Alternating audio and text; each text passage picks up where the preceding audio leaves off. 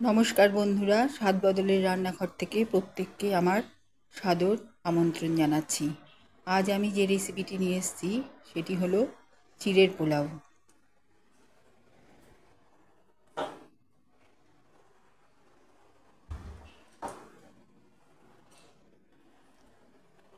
এখানে আমি এক বাটি একটু কম, হাফ বাটির মতো আমি চিড়ে নিয়েছি, শুকনো চিড়ে। সেটাকে আমি জল দিয়ে ধুয়ে নিচ্ছি, শুধুমাত্র জল দিয়ে ধুয়ে নিচ্ছি। নিচে আমি একটা ছাঁকনি রেখেছি, জলটা যাতে ঝরে যায়।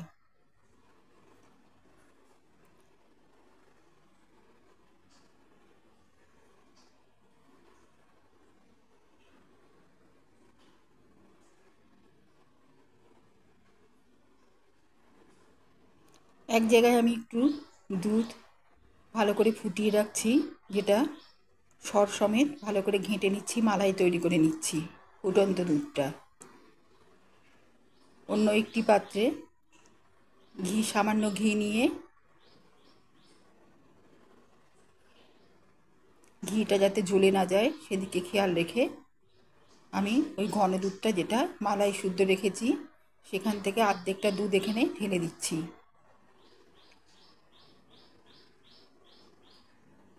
ঘিটা একটু গরম হলে ঢেলে দিচ্ছি। এখানে আমি যে 250 দুধ নিয়েছি তার অর্ধেকটা ঢেলে দিলাম, ফুটন্ত দুধ।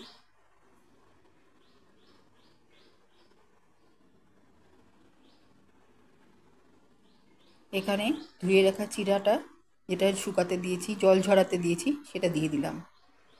এবার মালাই, চিড়ে দুধ মালাইটা পুরো টানতে শুরু করবে। তারপরে ওর মধ্যেই দিয়ে দিলাম চিনি আর সামান্য লবণ।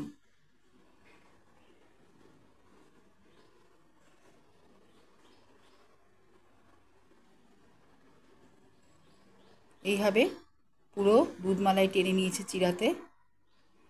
একটু ড্রাই হয়ে গেলে ঝরঝরে হয়ে আসবে।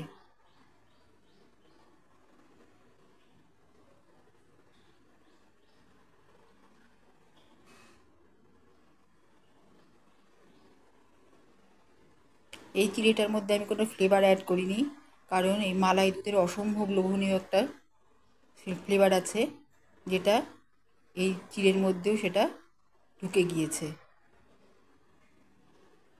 টেস্ট তো আছেই।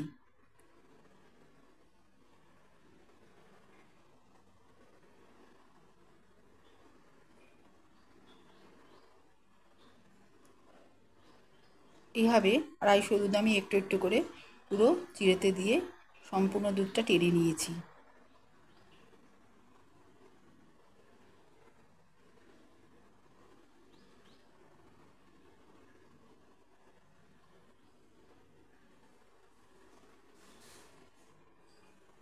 এখানেও আবার একটু সামান্য চিনি আর একটু নুন দিলাম।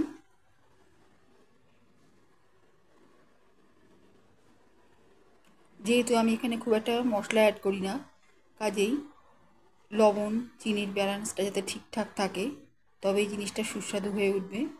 এদিকে আমি একটা ফ্রাইং প্যানে, গরম ফ্রাইং প্যান, তার মধ্যে কিছুটা কাজু রেখে রিফাইন তেল দিয়ে দিলাম, যাতে চট করে হয়ে যায়, খুব একটা সময় না নেয়। তেল গরম হতেই অনেক সময় নেয়।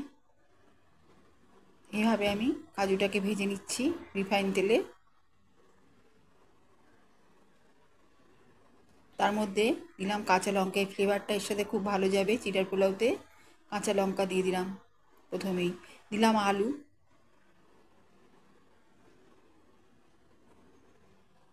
এবার কুচি করে রাখা ক্যাপসিকাম, গাজর আর একটু আলু দিয়ে দিলাম।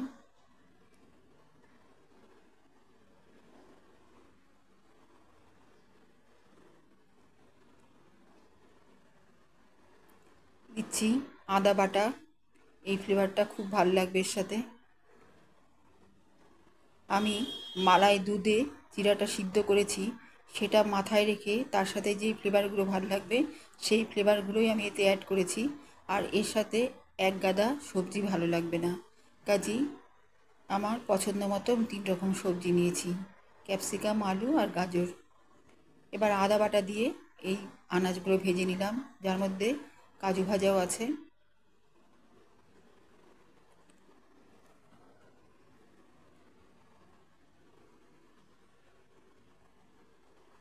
এবার গোটা জিরে দিয়ে দিলাম, গোটা জিরে,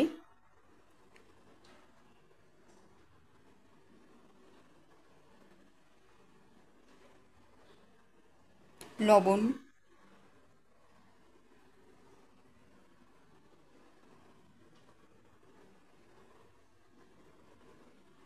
আমি এতে ঝাল একেবারেই দেইনি বলতে গেলে, আদার ঝাল, কাঁচা লঙ্কার ঝাল, আর তাছাড়া আমি সিমলাই লঙ্কার গুঁড়ো এখানে ব্যবহার করেছি, যার মধ্যে সেরকম কোনো ঝাল নেই।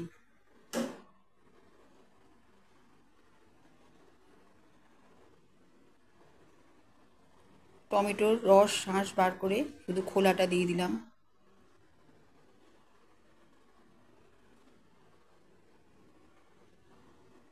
কারণ এর মধ্যে রস থাকলে টক হয়ে যাবে।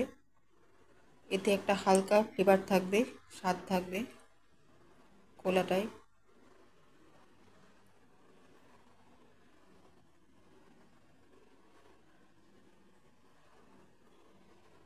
এবারে দিয়ে দিলাম সিমলাই লঙ্কা গুঁড়ো, সিমলাই লঙ্কা গুঁড়ো, হলুদ,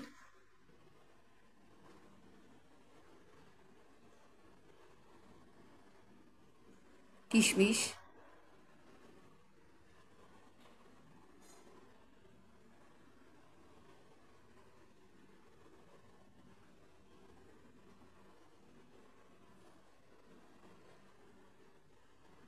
এইভাবে লবণ, হলুদ, লঙ্কার গুঁড়ো সব দিয়ে এটা হালকা করে সাঁতলানো হচ্ছে। ভাজা বলবো না, কারণ আমি এটা ভাজবো না, একটু সাঁতলে নিচ্ছি। এইভাবেই নরম আছে, আস্তে আস্তে সবজিগুলো নরম হবে।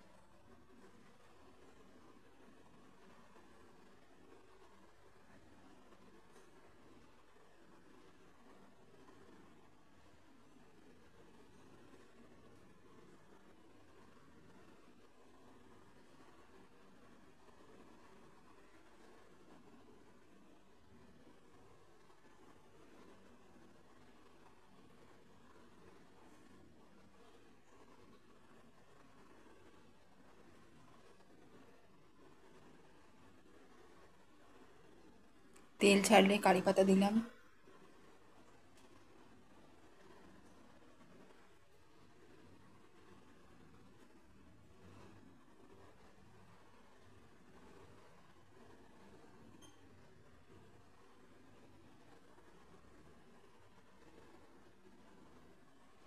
এবার মালাইয়ে ভিজিয়ে রাখা চিড়েটা দিয়ে দিলাম।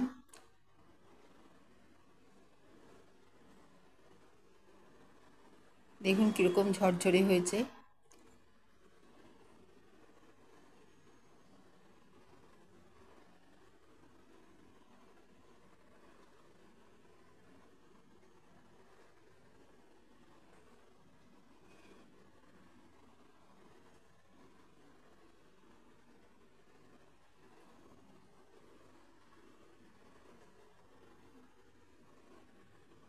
এইভাবে সমস্ত ভাজা সবজিগুলোর সাথে মিশিয়ে নিচ্ছি। বাকি চিড়েটাও দিয়ে দিলাম। চিড়েটা এমনি টেস্টি হয়ে আছে, যেটা মালাই, দুধ, চিনি, হালকা লবণ এমনি খাওয়া যায়।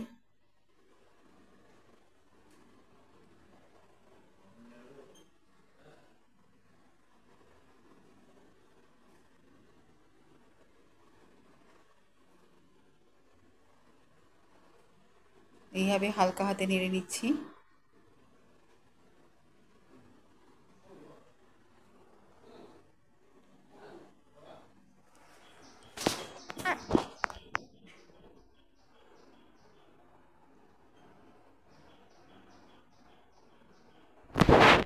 শাহি গরম মশলার গুঁড়ো ছড়িয়ে দিলাম।